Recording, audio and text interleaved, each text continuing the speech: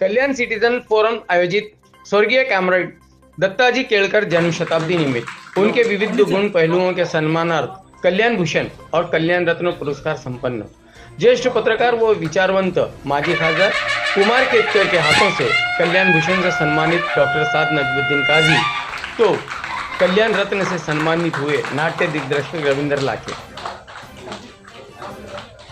सुंदर असं मानचिन्ह आहे, सिल्वर प्लेटवर छान मजबूत लिहिलेलं आहे। मानाचं आणि समर्पणासाठी आपण चुकीचा अर्थ